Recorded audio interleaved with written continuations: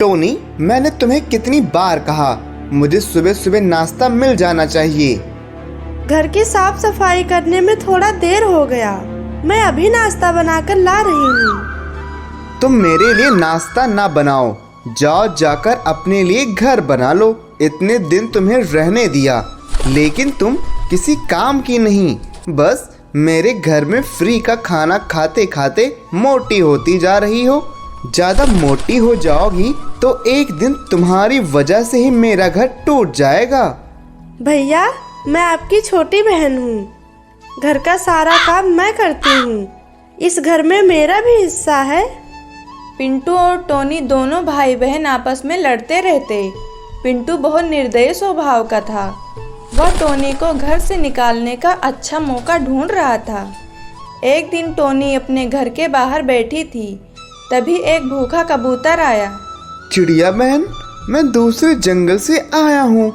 मैं अपने काम पर जा रहा था, तभी एक बाज मेरा पीछा किया, जिससे मैं अपना रास्ता भूल गया।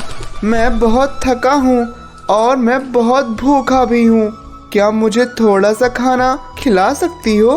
आप अंदर चलकर खाना खा लीजिए। भूखे को खाना खिलाना चाहिए। बबलू कबूतर जैसे खाना खा चुका, पिंटू कौवा आ जाता है।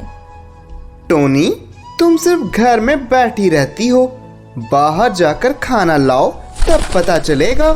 खुद तो फ्री में खाती हो और रास्ते में आने जाने वाले पंछियों को भी मेरा खाना फ्री में खिलाती हो। अब मैं तुम्हें बर्दाश्त नहीं कर सकता। चुपचाप चली जाओ मेरे घर से। टोनी और बबलू वहाँ से चले गए। टोनी बहन, तुम चिंता ना करो, मैं घर बनाने का काम करता हूँ।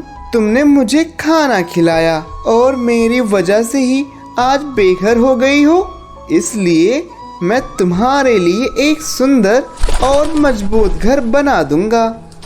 टोनी घर बनाने के लिए लकड़ियाँ लाती और बबलू घर बनाता। कुछ दिनों में बबलू लकड़ी का एक सुंदर घर बना दिया और अपने काम पर जाने लगा।